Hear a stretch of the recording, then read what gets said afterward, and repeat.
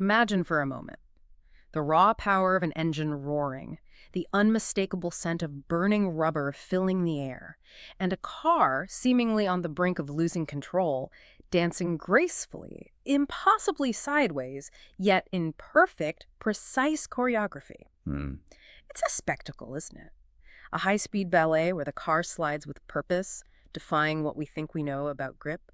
But how do these incredible machines actually perform those seemingly impossible feats, staying on the edge of chaos while maintaining pinpoint control? Yeah, it's a question that truly gets to the heart of motorsport, especially in drifting. What you're witnessing there is the fusion of immense horsepower with an incredibly detailed, almost obsessive level of precision engineering. Right. That feeling of a car sliding with such intent, holding a perfect line around a corner while the tires scream, well, that's not an accident. It's the direct result of intricate, sometimes counterintuitive adjustments to its fundamental geometry. Hidden adjustments, mostly. Many of these crucial elements are hidden away, Mm. yeah. Understood only by those who truly deep dive into the mechanics. And that's exactly why we're here today. Welcome to the deep dive. For you, our listener, our mission is to peel back the layers and illuminate the complex, often misunderstood world of drift car suspension and alignment. It's a world full of jargon sometimes. Absolutely. For most of us, terms like camber, caster, and tow might be vague concepts from a tire shop or maybe a car enthusiast forum. But for a drift car, they are the secret language of grip, of control, and of going sideways with absolute purpose. Yeah. We're going to unpack these concepts, understand their critical interconnected roles, and discover how they are finely tuned not just for raw speed, but for the unique, breathtaking art of drifting. And one critical aspect to understand right from the outset is that drifting isn't merely about, smoking tires and making noise anymore. It's evolved into a highly competitive motorsport. Oh, absolutely. We're talking cars frequently pushing 1,000 horsepower or even more, demanding an extreme level of precise control. And, perhaps most importantly, they need what we call drive. That's the car's ability to effectively transfer power to the ground and accelerate, even when it's at a full wild drift angle. So grip while sideways. Exactly. Mm. In the early days, drifting might have seemed like a lot of uncontrolled sliding, maybe. But today, a professional drift car can actually maintain enough forward momentum to stay right on the tail of a circuit car taking a fast lap. That's how much the sport has refined its understanding of mechanical grip. It really underscores just how much mechanical grip truly matters, even when the entire point is to intentionally break traction. And that's a profound contrast with, say, traditional circuit racing. Totally different ballgame. Circuit cars are meticulously engineered to maximize adhesion, to go straight with ultimate stability, and to maintain the highest possible grip through corners and down straights. Drift cars, on the other hand, well, they exist in an entirely different universe of physics. They really do. They demand extreme steering lock, an inherent willingness to rotate, and therefore a completely different approach to geometry. It's not just a tweak, it's a philosophical shift. Exactly. And this raises an important question that many often overlook. If the setup is so unique, how significant are these minute alignment details? Well, the impact is surprisingly massive. More than people think. Oh, much more.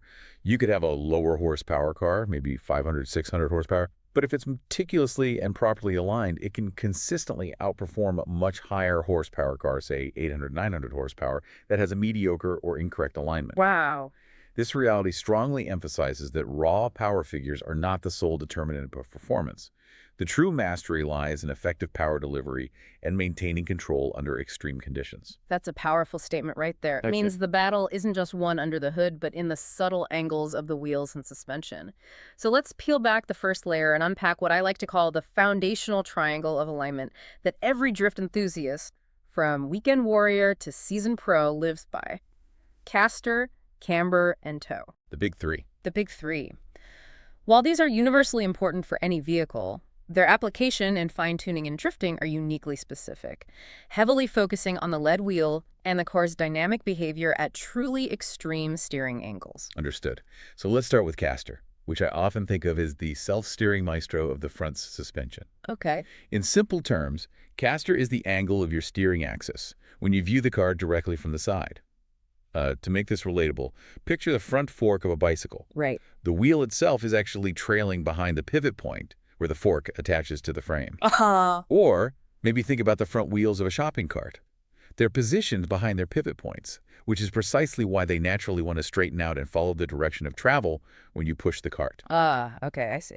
That subtle forward or backward lean of the steering axis is caster. So how does that seemingly simple angle translate to the car's behavior, and why does it matter so fundamentally for you, the driver, especially in a drift scenario? Well, beyond its general role in improving stability at highway speeds, which is why your steering wheel naturally wants to return to the center after a turn, a phenomenon we call self-steer caster introduces something critically important for drifting: jacking. Jacking, what's that? The interesting thing about jacking is how profoundly it affects weight transfer. With positive caster, as you turn the steering wheel, the car's weight is actually subtly lifted on the lead wheel. That's the wheel on the inside of the turn. Okay. This shifts weight dynamically, and in a drift car, it can directly impact how much load is transferred to the rear tires, influencing rear grip. Now, for drifting, there's an incredibly fine line to walk with caster. And as with many things in tuning, I guess too much of a good thing can quickly become detrimental. Oh, definitely. If you run excessive caster, while it might provide a faster, more aggressive self-steer action, meaning the wheel wants to snap back to center with force, it can make the car feel incredibly snappy. Snappy meaning it spins out easily. It means the car over-rotates dramatically in transitions, making it incredibly difficult to manage right at its limit.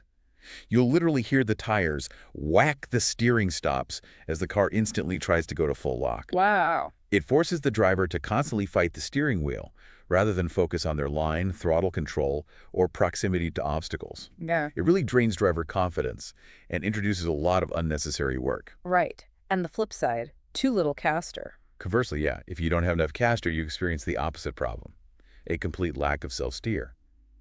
The steering wheel feels vague, lifeless, almost dead, and won't return to center on its own. So you have to physically turn it back. Exactly. Yeah. This forces the driver to manually palm the wheel all the way around a turn, constantly unwinding it by hand. This reduces steering feel, saps driver confidence, and crucially diverts their mental focus from other critical driving aspects like maintaining angle, adjusting throttle, or anticipating the next clipping point. Makes sense. What's also vital to remember is that caster doesn't operate in isolation. It dynamically influences your Ackerman steering curve and even how your toe settings change as the suspension compresses or extends. How so? It's a subtle but critical interplay. As you turn the wheel with significant caster, the effective toe of the wheel changes dynamically because of that angled steering axis. If you don't account for it, this can lead to unpredictable handling as the car goes deeper into a slide or transitions. Okay, so if it's such a delicate balance where every degree makes a difference, how exactly do you adjust it, and what are some of the most common pitfalls that tuners and drivers fall into? Well, caster is typically adjusted by manipulating the relative position of the upper or lower pivot points of the suspension, often through aftermarket components like adjustable caster arms or tension rods. Okay. But here's a prevalent mistake I hear about quite often. Many drivers end up running excessive caster as a kind of Band-Aid. A Band-Aid for what? This often happens to mask deeper underlying geometry issues. Maybe they've installed a homemade steering lock kit with incorrect geometry, or perhaps they're running the wrong wheel offset, or maybe they just have a poor overall alignment to begin with. So instead of fixing the real problem. Exactly. Instead of meticulously addressing the root cause of their car's poor self-steer or vague feel, they attempt to force it with an extreme caster setting. What's absolutely crucial for optimal, predictable performance is that proper engineered suspension geometry should be the inherent source of self-steer and good steering feel, not an over-reliance on a single extreme alignment parameter. Right. The ideal caster settings also vary significantly by chassis. For example, a Nissan S chassis might prefer, say, 6 to 6.5 degrees, Okay. while a Mustang or a BMW E36 might feel better around 5.5 degrees, and a Corvette could comfortably run up to 7.5 degrees. Right. It is. However, individual drivers, based on their personal preference and driving style, might experiment with settings as low as 3 degrees for a less aggressive feel, or maybe as high as 9 degrees if they truly want that strong, snappy self-steer and are willing to, well, fight for it. Fascinating how much the original chassis design dictates even the starting point for these intricate adjustments. All right, let's slide into camber. This is probably one of the most visually obvious alignment settings, the one you immediately notice when you see a drift car with its wheels tilted inwards. Yeah, that noticeable tilt. Camber is simply the angle of the wheel relative to the vertical when you view the car directly from the front. If the top of the wheel tilts inwards towards the car, that's negative camber. If it tilts outwards, it's positive camber. Okay. Now, the philosophy behind setting camber in drifting diverges quite significantly from traditional grip driving. How so? In circuit racing, cars typically gain negative camber as the suspension compresses under cornering load. This design helps to counteract body roll and maintain a flat contact patch between the tire and the road during cornering, which maximizes grip. But in drifting, the game changes entirely, doesn't it?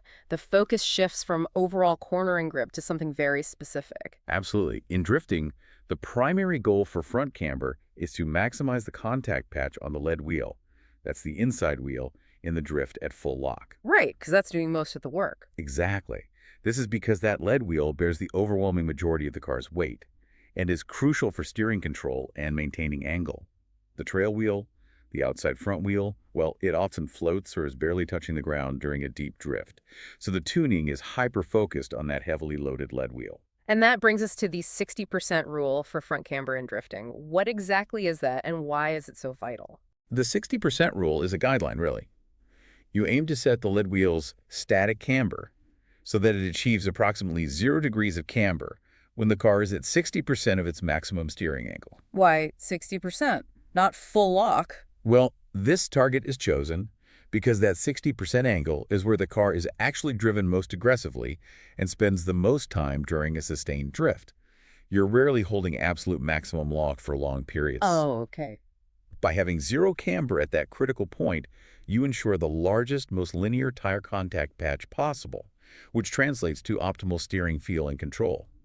It also accounts for dynamic camber, which is how the camber angle changes throughout the suspension's travel due to geometry. Right. Cars that gain camber aggressively as the suspension compresses will naturally need different static settings to hit that sweet spot at 60% lock. If you don't hit this sweet spot, the steering can feel vague or unpredictable, and the car might suddenly want to understeer or oversteer at full lock because the tire isn't making consistent contact. It becomes hard to trust the front end. So it's about optimizing for the most common, most demanding scenario. What about the rear wheels? You can't forget the rear. No, definitely not. For rear camber, a good practical starting point is aiming for 0 static camber, just flat, vertical. And then adjust from there. From there, you typically adjust based on actual tire wear patterns. The overarching goal is uniform wear across the entire tire tread. This not only ensures tire longevity, which is a major consideration in drifting with how fast you go through tires, Oh, yeah. but also provides the most consistent and predictable performance. Many cars, especially older BMWs with multi-link independent rear suspension, can experience significant negative camber gain in the rear as the suspension compresses under squat or side load.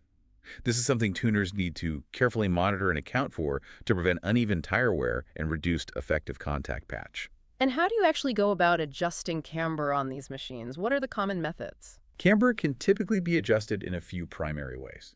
You can alter it through the lower control arm, sometimes via eccentric bolts or fully adjustable arms. Many coilovers offer an adjustment point directly on the shock body itself. Okay. And specifically on McPherson strut setups, there's often a top slot on the strut tower that allows you to adjust camber separately from the kingpin inclination, or KPI, which we'll probably get into later.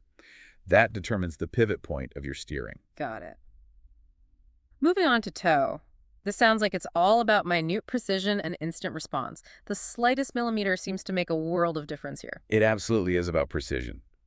Toe refers to how parallel your wheels are when viewed from above. Think looking straight down at the car. Okay. If the very front edges of your front wheels are closer together than the rear edges, that's toe in. If the front edges are farther apart, that's toe out. And if they're perfectly parallel, well, that's zero toe. So for the front toe, is it always about getting that instant turn-in and responsiveness? For sure. For a street car or maybe a mixed-use street drift car, zero toe often offers a good balance. It provides immediate turn-in without making the car feel overly twitchy or unstable on the highway. Right, you need some stability. Yeah, but for a dedicated drift car, especially like a competitive one, a slight toe out is overwhelmingly preferred.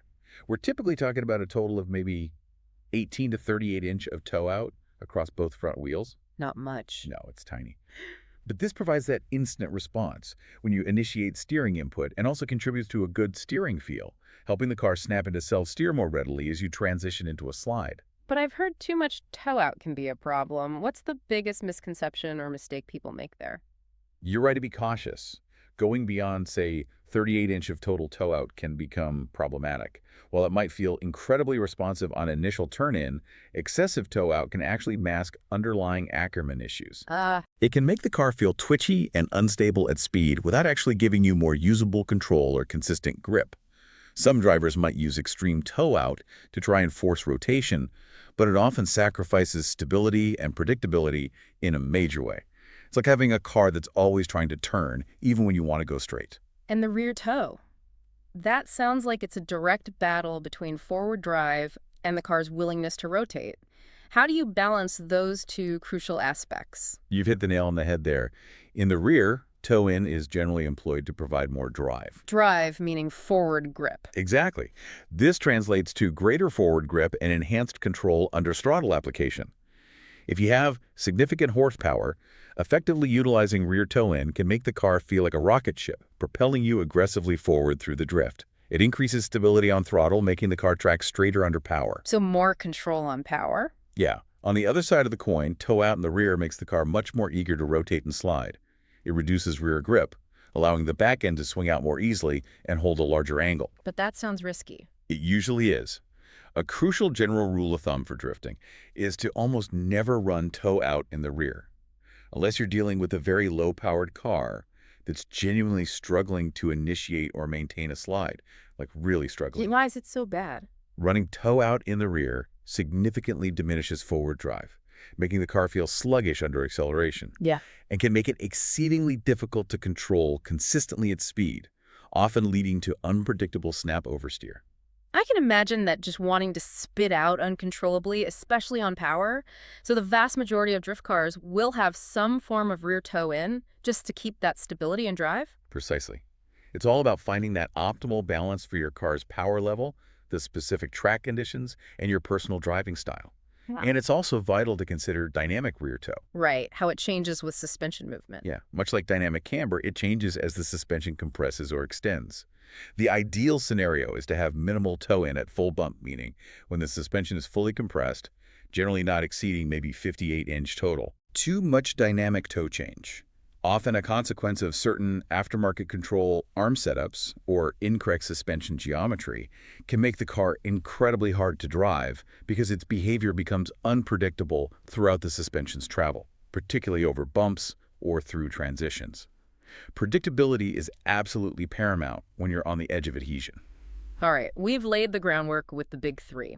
Now let's truly deep dive into some advanced geometry and component tuning that separates the good setups from the truly great ones.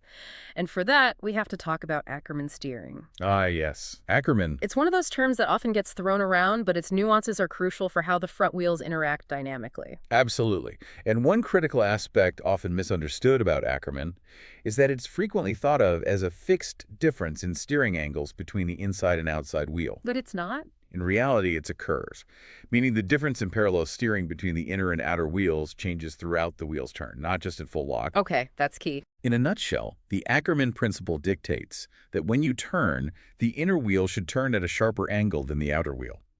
This design ensures that both wheels follow different appropriate arcs without scrubbing or dragging across the pavement, which is critical for smooth, slipless turning in a standard production car.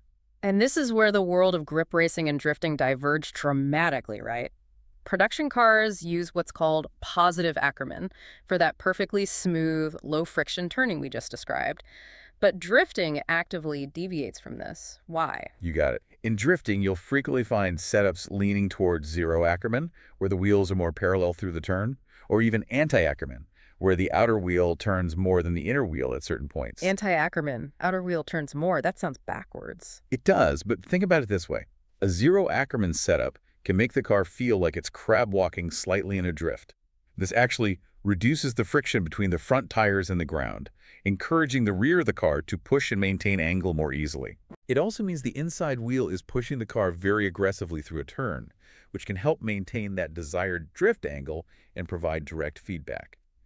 Anti-Ackerman, which is less common but sometimes used, might be preferred for very sharp, technical tracks where rapid angle changes are needed. And positive Ackerman, does it have a place? Yeah, a pro Ackerman setup, closer to stock, might actually suit oval tracks or very high-speed, wide-arc drifting more, where consistent, gentle steering input is key. The key takeaway here is that there's no single perfect Ackerman setting. Right. Depends on the situation. Exactly. It's an incredibly nuanced tuning variable, highly dependent on the specific track layout, the individual driver's style and preference, and critically, the car's power level. A low horsepower car might need more aggressive Ackerman to help it rotate, while a high horsepower car might prefer less to avoid over-rotation. So it's not a universal answer, but a highly tailored one built through testing and driver feedback. How do you even adjust something that precise? Is it done through tie rods or something more specialized? It typically involves specialized aftermarket steering knuckles or innovative angle kits, like those from WiseFab or similar manufacturers. These kits often offer adjustable Ackerman through interchangeable plates or multiple mounting points for the tie rods, allowing for very small increments of movement. Tiny adjustments. Very tiny. But don't let the small adjustments fool you. Even a tiny shift of a millimeter can drastically change the angle difference between the wheels at full lock, profoundly affecting the car's dynamic behavior, its steering feel, and how easily it initiates or holds a slide. It's one of the most impactful adjustments you can make to the front end. From the intricate steering geometry, let's pivot to the dynamic heart of the suspension itself. Shocks, springs, and sway bars. This is the car's primary control system for managing dynamic weight transfer, which is everything in drifting. Indeed. Yeah, managing weight is key. To break it down, springs are primarily responsible for controlling the amount of vertical movement. They manage dive, the front compression under braking, and squat, the rear compression under acceleration. Okay, springs control how much it moves. Right. The shocks, on the other hand, control the speed of these movements. They provide damping, managing both the compression, which is how fast the suspension compresses, and rebound, how fast it extends back out of the springs. Like controlling the bounce? Think of it as a bouncer controlling who enters and leaves the club. The springs are the size of the club. The shocks are the bouncer controlling the flow. Got it. So for the rear shocks and springs, what's the optimal setting for a drift car? Does it need to be stiff for control or softer to allow more movement? Generally, softer settings with less damping in the rear are preferred for drift cars.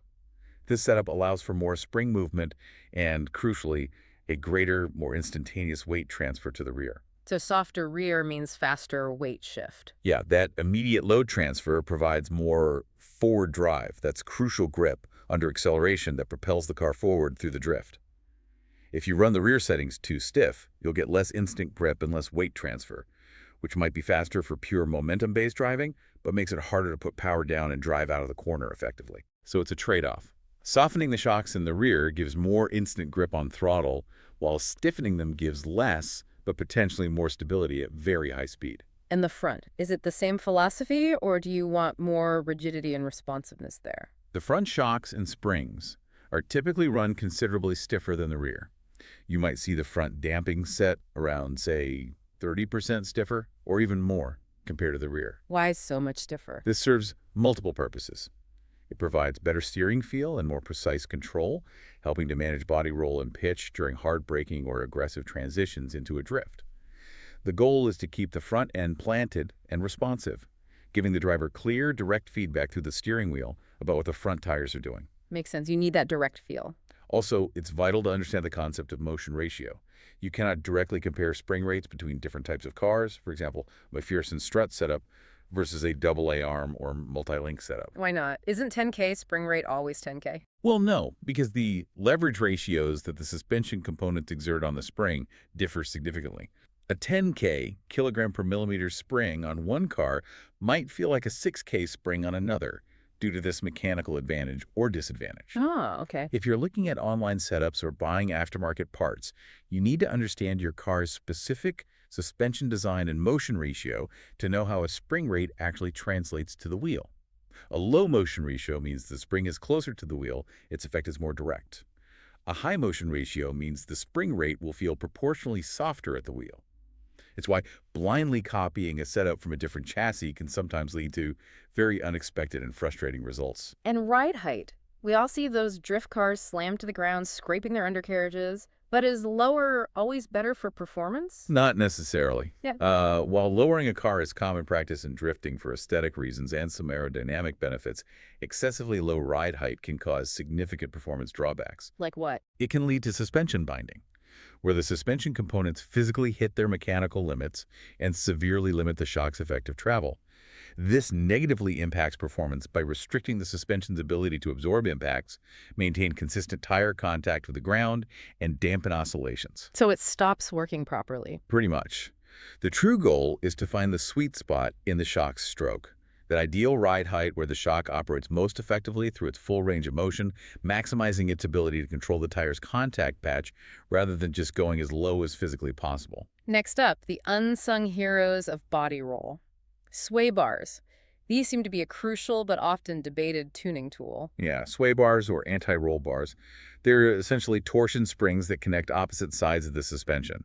Their primary function is, like you said, to control body roll during cornering. How does the front one affect this? A larger or stiffer front sway bar increases the front roll stiffness. This provides more stability in steering, giving the driver a more direct and precise feel through the wheel. It can also subtly provide more rear grip by reducing the amount of weight transfer off the rear tires during cornering, keeping more load on them. But there's a downside, too. Oh yeah. However, if the front bar is excessively stiff, it can significantly reduce front grip and make the car behave like an I-beam, meaning it transfers too much impact directly through the chassis. Makes it very harsh and difficult to steer precisely, sometimes leading to pronounced understeer. So, a super stiff front bar sounds like a recipe for understeer and a harsh ride. What about the rear sway bar? Does it work similarly? The rear sway bar operates on the same principle, but with a different effect for drifting. A stiffer rear sway bar generally frees up the rear of the car at angle. Frees it up, makes it looser. Exactly. Meaning it reduces lateral rear grip. This makes it easier for the car to initiate and sustain a slide, allowing for greater drift angles. For lower-powered cars, especially on big sweeping tracks or bank turns, a stiffer rear sway bar can be absolutely crucial for maintaining the desired drift angle without having to rely solely on throttle. Okay, so it helps lower power cars stay sideways. Correct. Well, it's true that some pro drivers, particularly those with massive horsepower, might opt for no front bar at all for specific driving styles that emphasize maximum front grip and driver input. I've seen that. Yeah, it happens. Right. But it's important to recognize that sway bars are incredibly valuable tuning tools. Removing them entirely can limit your adjustment options for different tracks or conditions. You lose a critical lever for fine-tuning the car's roll stiffness balance. Another fascinating concept I've seen mentioned for rear grip is anti-squat.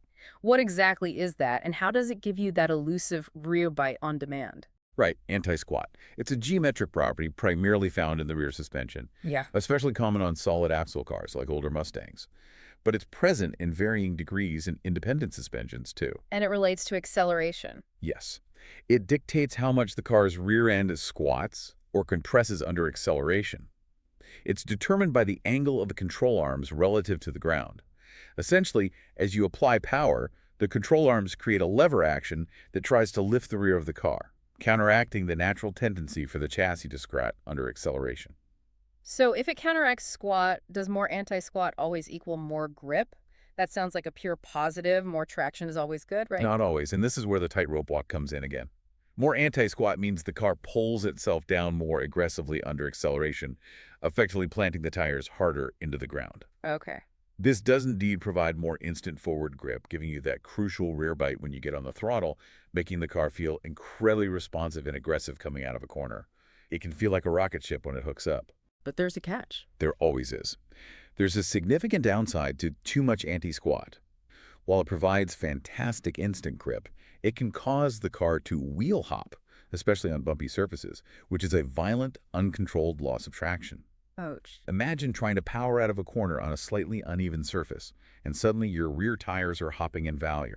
You're losing traction and wasting power. It also drastically reduces side bite, your lateral grip, which is absolutely essential for holding those long, sustained drift angles. So it hurts angle grip. Yeah.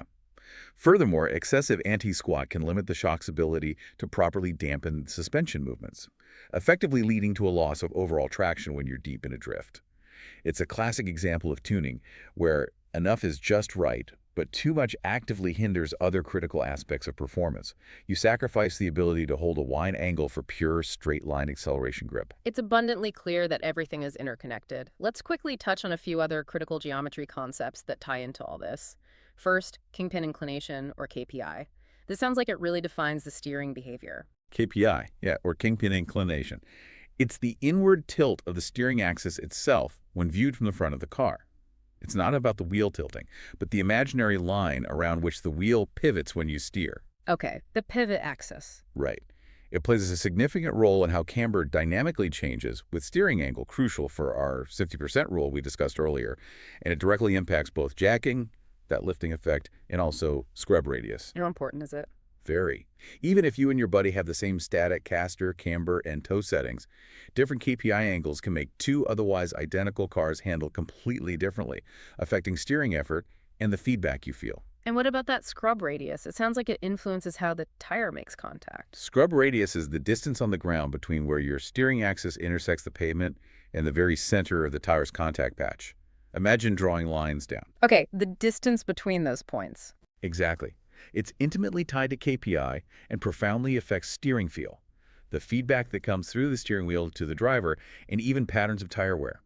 If that distance, the scrub radius, is too great, every bump in the road, every steering input creates a massive leverage arm against your steering system, Making it feel. making the wheel feel heavy, maybe vague, or sometimes overly sensitive and twitchy. Optimizing it means achieving precise, predictable feedback and reducing driver fatigue over a long run. Then there's bump steer and dynamic toe change. This sounds like unwanted, unpredictable movement, which is the last thing you want in a drift car. It is indeed unwanted. Bump steer describes how suspension movement, whether it's compression, bump, or extension, droop, can cause an unwanted toe change in the wheel, even when you're not tuning the steering wheel. So the wheel steers itself over bumps. Essentially, yeah. Yeah.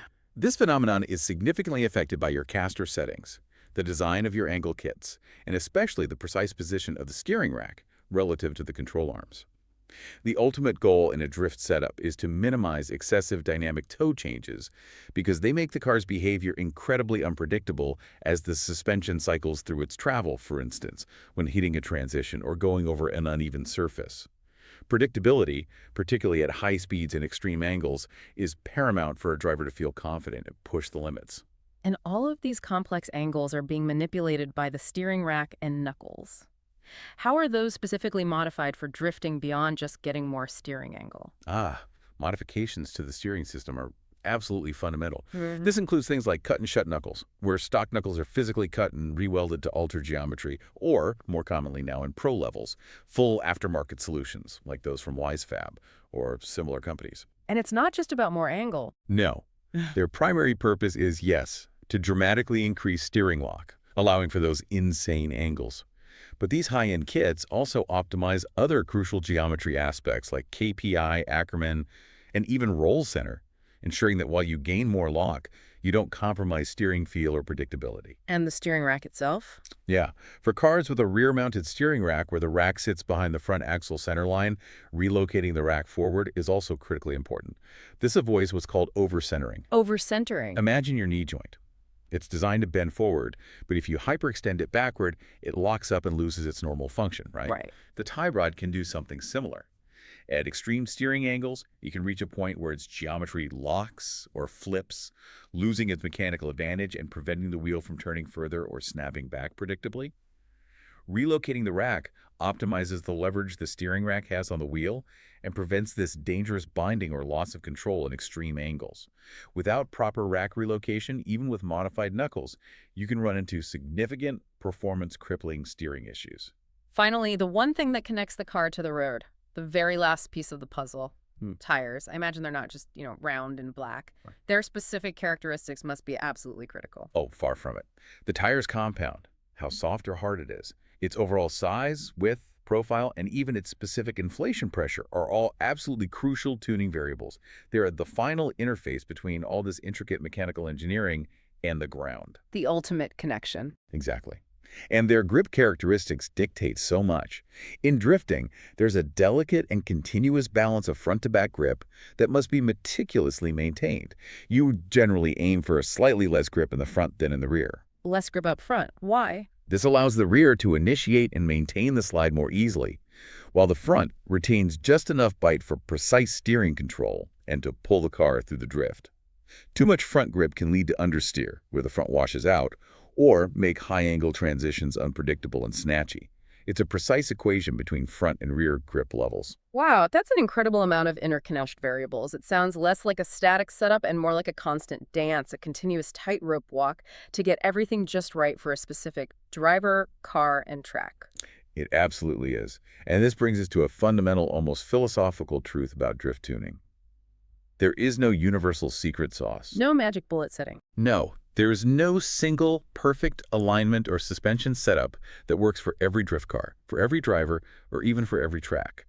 Every single car, its engine's power delivery characteristics, the driver's unique style and preferences, and even the specific track conditions, from surface grip to banking demand, a unique, highly tailored approach. What works for one might be completely undrivable for another. So for someone starting out on this journey, or even a seasoned driver approaching a new car or setup, what's the best strategy to begin that tuning odyssey? Where do you even start on such a complex tightrope? Well, it's vital to begin with a balanced, what I often call a middle ground, setting for your shocks and alignment. Start in the middle. Yeah, the reason for this is purely practical.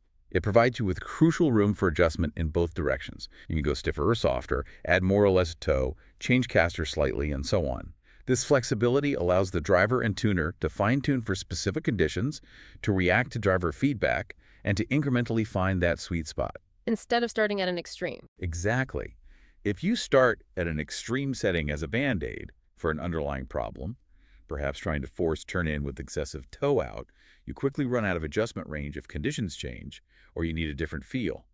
If your car only works on extreme settings, that's a red flag. There's likely a fundamental issue with the setup itself that needs a deeper look, not just another Band-Aid. That makes perfect sense. It gives you that necessary flexibility and a controlled starting point. And once you have that baseline, it's all about iterative testing and, crucially, getting accurate driver feedback. Precisely. The testing process is absolutely critical and demands immense discipline. You must make only one change at a time. Just one. Just one. This is the only way to truly isolate its effect. Without this disciplined approach, you'll never genuinely know what specific adjustment improved or worsened performance.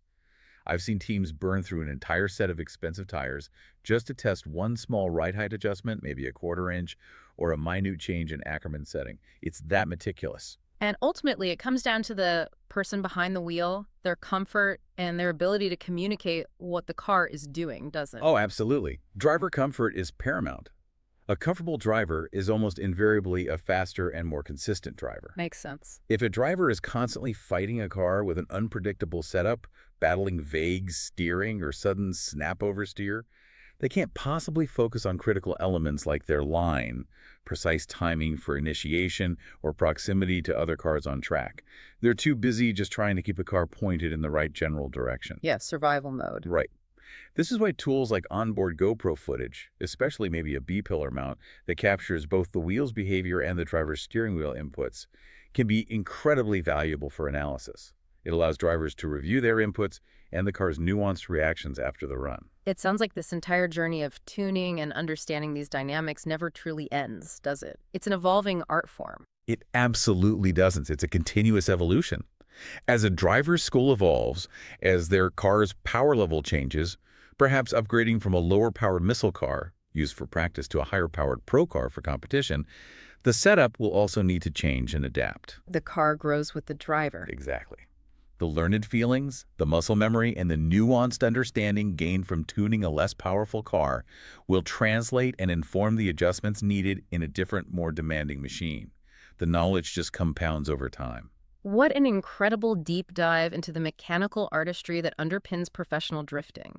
We've seen how understanding these intricately interconnected suspension and alignment elements is absolutely key to transforming a powerful car from just a machine into a precision instrument for controlled sideways chaos. Yeah. It's clearly not just about bolting on parts and hoping for the best, but about truly understanding the dynamic interplay of forces and angles and how those translate into driver feel, confidence, and ultimate performance. It's a profound testament to the meticulous detail, the iterative testing, and the deep analytical thinking involved, even in a sport that, to the casual observer, might appear so raw, chaotic, and free-flowing. The precision is the paradox, really. And that leads me to a provocative thought for you, our listener. If even the smallest adjustment, a millimeter here, a degree there, can so drastically change a drift car's behavior and performance on a high-stakes track, What hidden tight groups might exist in other complex systems you encounter in your daily life or work? Hmm. Interesting question. What could you learn by approaching those challenges with the same meticulous, iterative, and deeply analytical mindset that championship-level drift teams employ to conquer the edge of grip? It's about recognizing that almost every system, whether it's mechanical, organizational, maybe even interpersonal, possesses its own complex geometry and dynamic relationships. Understanding those subtle relationships allows for more precise adjustments, more predictable outcomes, and ultimately greater mastery. So next time you see a car, whether it's a full-blown drift missile screaming past or just your own daily driver navigating a turn, take a moment. Keep an eye out for how these principles might be manifesting, perhaps even unconsciously. It might just inspire your own deep dives into new areas of curiosity. Until next time, stay curious.